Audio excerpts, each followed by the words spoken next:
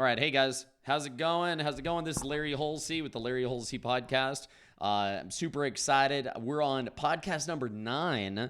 This is number 9. So I can't believe I'm already 9 in, but I'm actually teaching today. We've been talking about Napoleon Hill's 17 Principles for Success over the last 8 or the last 7 podcasts. This will be the 8th one of the 17.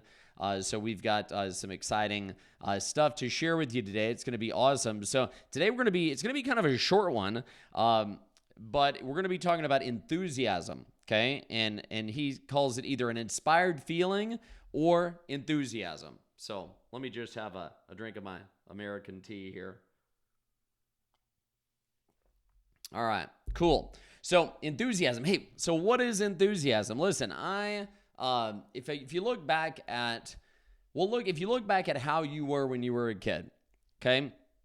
When you were 3, 4, 5, you look at kids, and kids are full of enthusiasm. They're full of excitement for life. They're full of, they're ready for anything, and they're just all in.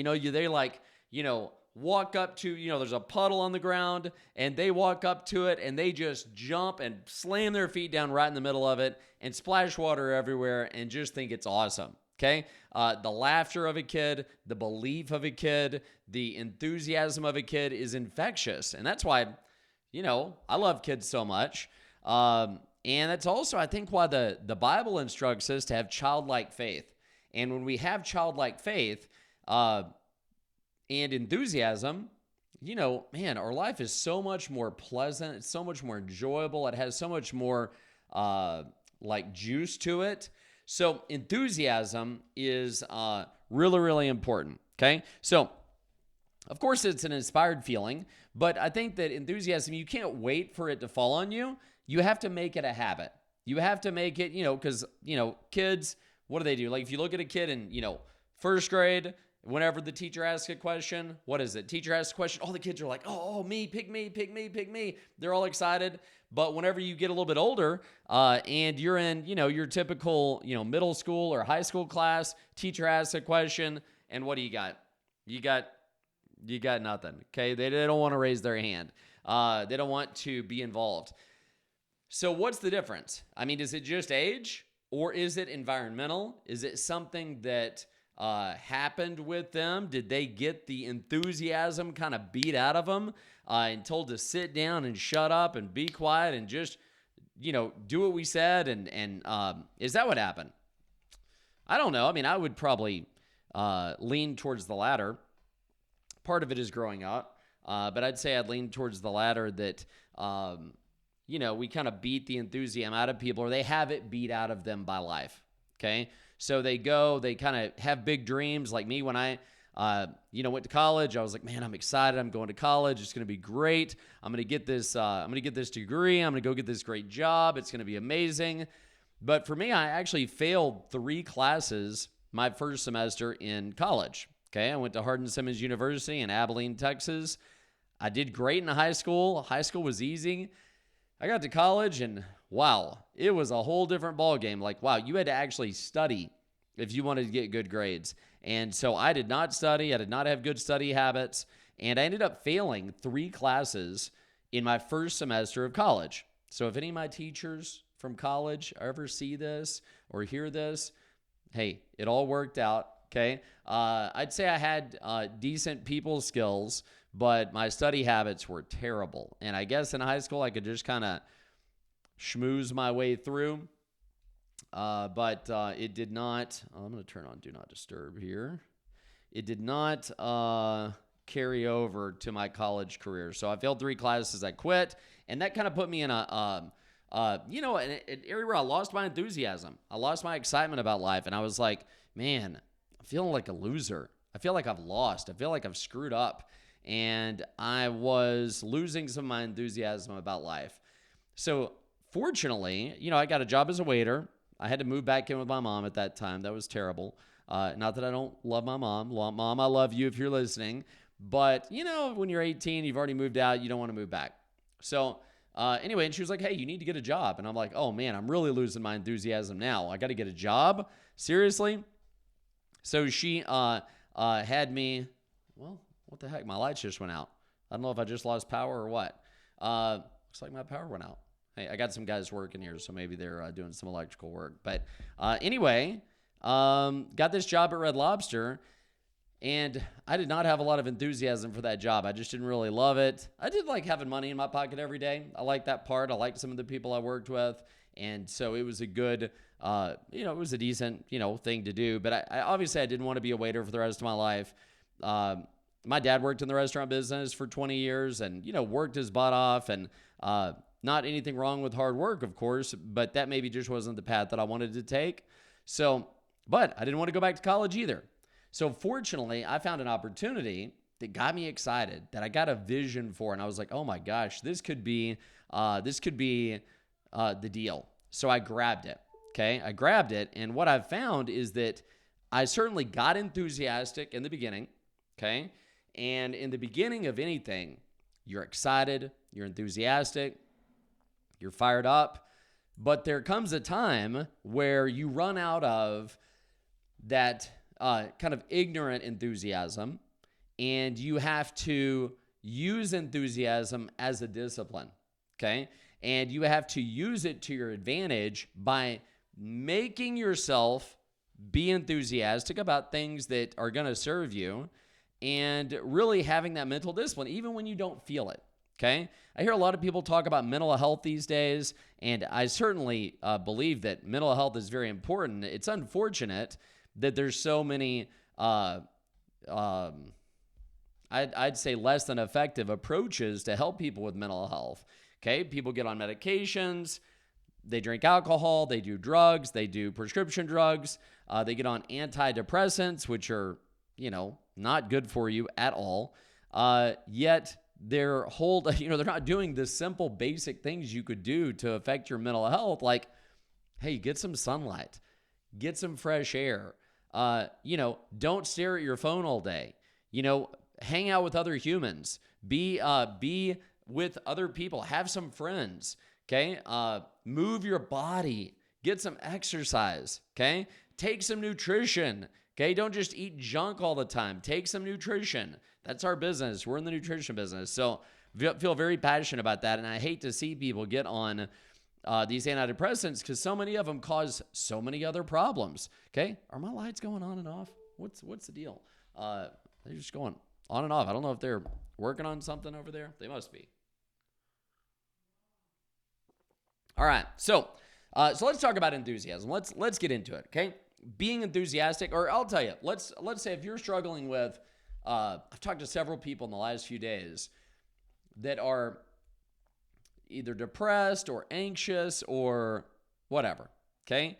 And I know there's a lot going on in the world, and I know a lot of people have money issues, and they maybe are having challenges, okay? We all have circumstances. We all have hard things that could be happening, right?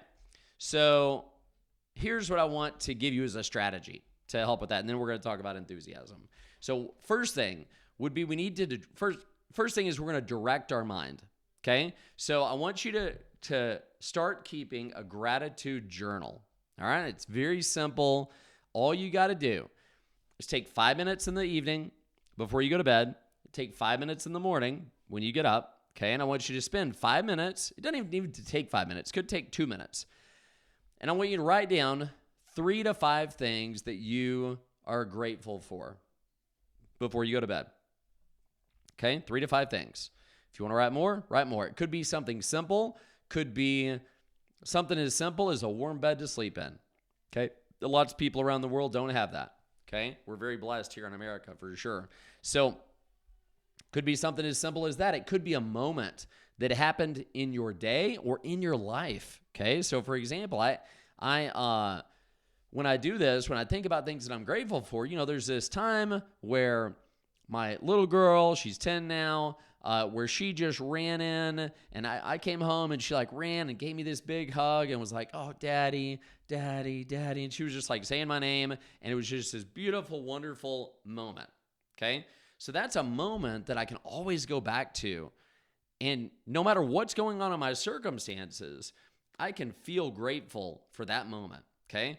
So, So we all have moments in our life like that, moments that we can feel grateful for. So go back and remember those moments. If you're remembering a moment from the past, or a thing that you have, or a relationship that you have, or a relationship that a moment in a relationship you had, just remember and feel grateful for it. Okay, so you'd write the three to five things down, and then the next morning, I want you to just open up your gratitude journal, look at the 3 to 5 things, and allow yourself to feel grateful. Okay, because here's the truth: it's impossible to feel grateful and feel a negative emotion at the same time. Okay, so it's impossible to feel feel gratefulness and feel a negative emotion simultaneously. Okay, so if you can set your mind in the morning, first thing, last thing at night, first thing in the morning, on gratefulness, then it's going to set the tone. Okay, it's going to set the tone for your day, and your brain will then be trained to focus on the positive, focus on what's good, focus on what you can feel grateful for, and that feeling will help to, that grateful feeling will help to eliminate feelings of anxiety or stress or depression or any of these negative emotions, anger, any of those negative emotions. Okay, gratefulness is the answer. Okay, and if you're grateful, it'll help you with your enthusiasm for sure. Now, enthusiasm. Okay, let's talk about it. So Napoleon Hill says it's one of the greatest assets of a man. Okay, a man or woman. He wrote this in like the 20s, so he only talked about men. But all these things are interchangeable. Not really interchangeable, like not cutting anything or anything like that. But you know what I mean. Okay, so he says here, enthusiasm tramples over prejudice and opposition, spurns action, storms the citadel of its object, and like an avalanche overwhelms and engulfs all obstacles. Ooh, man, I love that. Okay, so it's nothing more than faith in action. Okay, that's what enthusiasm is. So it's faith in action. Now, sometimes you don't feel enthusiastic, and sometimes you have to take actions and take actions until you feel like taking actions. Because a lot of times, hey, how many days are there you don't feel like going to the gym? You don't feel like eating healthy? You don't feel like building your business? You don't feel like, being a good husband or a good wife or a good father or wife or mother? But you can't really feel your way into acting, but you can act your way into a feeling. Okay, so if you just act in faith, the feeling will show up if you do that. Okay, and some people just get so caught up in their feelings they just can't. So again, you can't feel your way into an action, but you can act your way into a feeling. Okay, so if you're not feeling it, that's okay. Just act like you do. Just put it on, and just go for it. All right, so let's talk about enthusiasm. So obviously you don't want it to be overboard crazy enthusiasm where you're one of these people that everybody runs from because you're just like, whoa, bro, like it's too much. So you want to have controlled enthusiasm. And, I think about like, if I think on the scale of like, well, let's say in business, we're talking about somebody who's dead serious. So we got like a scale of 0 to 10. You got dead serious over here at 0 and like way too serious and like no fun whatsoever. And then over here, you got 10 and it's like crazy, wild-eyed enthusiasm. Okay. I'd say you need to be somewhere in the middle to the right. Okay. In the middle towards the higher end of enthusiasm. So you want to be seriously enthusiastic. Okay. When it comes to business, when it comes to life, you want to take life seriously, but you want to be enthusiastic about it. So on that scale of 1 to 10, I'd say be about a 7. Okay, 7.5 is a great happy medium. Okay, you get up to a 9.5, dude, you're just crazy now. You're just too much. Okay, so don't be too much. Be the right amount of enthusiastic. Okay, all right. So let's see here. So some of the benefits. I'll just read some of the benefits of controlled enthusiasm from Napoleon Hill. And so he says, he says that controlled enthusiasm steps up the vibration of thought. It gives a pleasing, convincing color to the tone of the voice. Oh man, that's true. You can tell when somebody's enthusiastic about something It takes the drudgery out of labor. It adds to the attractiveness of the personality. It inspires self-confidence. It generates enthusiasm on the part of others. Have you noticed that when you're around an enthusiastic person, it rubs off? You get enthusiastic too. You get excited too. When somebody's excited and they're talking to you, you get excited too. Okay? So enthusiasm is the action factor of thought. Okay? It's what you're putting into action. Okay. So here's what we'll talk about next is how to develop the habit of enthusiasm, because like I said early on, it is a habit.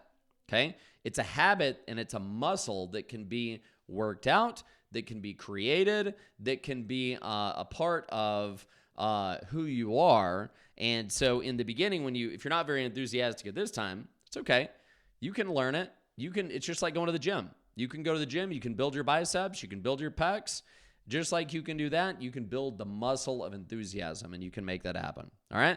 So here's how you do it. First of all, if you back it with a burning desire, okay, if you have a burning desire to do something, maybe you want to give your family financial freedom, and that's something that can bring great burning desire and really motivate you to do more, be more, have more. Most importantly, be more, okay? Because any opportunity, if you look at an opportunity, you should look at what it's making of you, not just what you're getting out of something, okay? People who are always looking at only what they get, they're missing the boat, man. They're missing the boat, because the real value of an opportunity and what I love about my business is what it's made of me, who it's made of me.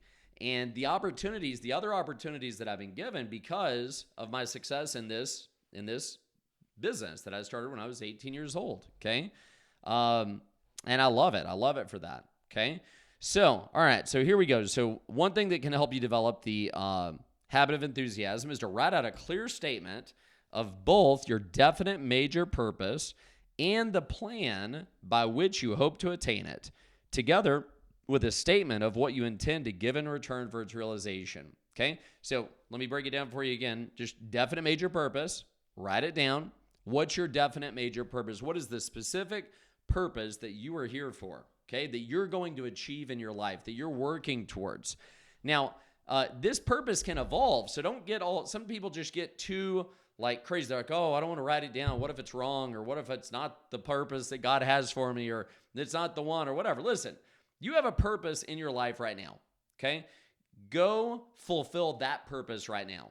Go work on that major purpose right now. And in 10 years, your purpose may be different, okay? You may have a different, you'll be older. You'll certainly focus on different things. Maybe have a different family dynamic, and things change. So it's okay for that definite major purpose to evolve over the course of your life, and I would expect it to. All right, so definite major purpose. Then your plan to achieve it, you want to write it down, put it on paper, and then what you intend to give in return for its realization, okay? So there's people that I work with on my team. I can see clear as day there's things they need to give, things they're not willing to give, okay? And until they're willing to give up some of those things, they're going to have a lid on their level of achievement. They're not going to go to the next level because they're not willing to give up whatever it is for them. It's different for different people. Some people maybe it's a certain relationship, okay? Relationship or relationships that they could give up, okay? There's influences that they need to get away from, okay? People that influence them in a negative way, that bring out the worst in them. Maybe it's partying, maybe it's alcohol, okay? Maybe they have to have 2 drinks every night. And those drinks, even if they're not, an alcoholic per se, or they're not out of control, those drinks may affect their motivation. They may affect their clarity of mind, okay? Their focus. And same thing could definitely go for smoking weed. I mean, I know a lot of people that smoke weed, and I mean, I don't hang out with a lot of people that smoke weed, but I do know people, and man, what that does what that saps from your juice of life, what that pulls out of your motivation, out of your focus, out of your drive. I mean, you may say, some of these guys that I've talked to, I'm like, man, you got to stop that, bro. Like how can you really win in life if you're doing that? And they may not think that it affects them, but I would disagree. And I would say that it's definitely has an effect, because everything has an effect. Now, can they do it and still win? Yeah, if they have discipline. If they have the discipline to do it, sure they can. Okay, I know a lot of very successful people that do that regularly. Okay, but I just think it's a headwind. Okay, and I don't want to make it any harder on myself for sure, because I already got a hard enough time making things happen. Okay, so all right, so you want to determine ahead of time what it is you're willing to give up. Okay, all right, so let's see here. Okay, so next is you want to align yourself with others who are on the same track, okay, who are going for big things. You want to align yourself with big thinkers. And I heard this thing the other day. What was it that they said? I'm trying to think how it was said. No, I can't remember, but it was great. Okay. All right. So keep as far away as possible from joy killers and confirmed pessimists. Okay. People that are just negative all the time. People that are not going where you want to go. Okay. Just don't hang out with them. Don't hang out with those kind of people, because you don't want to be attracting the same things they're attracting. Okay, so never let a day pass without devoting some time, even if it's a small amount of time, towards carrying out your plans. Okay, your definite major purpose plans. Never let a day go by without applying some time and some energy toward that definite major purpose. So, all right, so let's talk about factors that can destroy enthusiasm. And when these destroy enthusiasm, you've got to have extra discipline to muster up that enthusiasm to be on point. Okay, and that takes discipline. That takes mental toughness. And so these are things that can destroy it, though. Poverty, physical illness, failure in business, disappointment in relationships, family disputes, lack of education, lack of opportunity, unfriendly criticism, old age, worry, doubt, and fear, and a negative mental attitude. You want to, if you're experiencing any of those, which, hey, let's face it, everybody has experienced temporary defeat at some point or multiple points in their life. Every winner has lost. And if they're a winner, they've lost a lot, because it's a part of winning is losing. You have to lose, and stay the course to truly win. Okay? So, okay. All right. So listen, I'll just wrap up with this. Sound health, okay, is a big key to enthusiasm. If you lose your health, that's one of the hardest things to overcome and still be enthusiastic. So here's what I would recommend. If you're already healthy, you want to stay that way.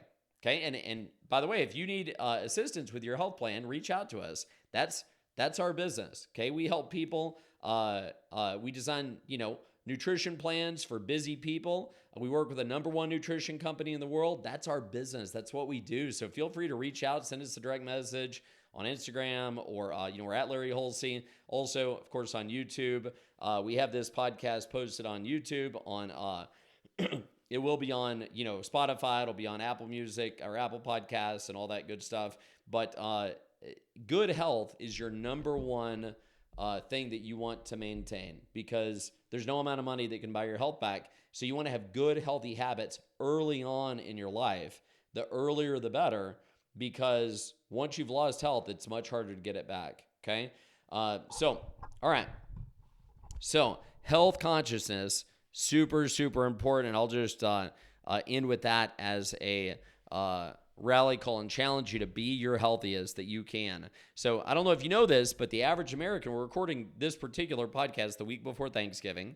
And, most people, the average American, I heard this stat that the average American gains 12 pounds between Thanksgiving and New Year's Day, which is shocking. Like, holy crap, what are you guys eating? Man.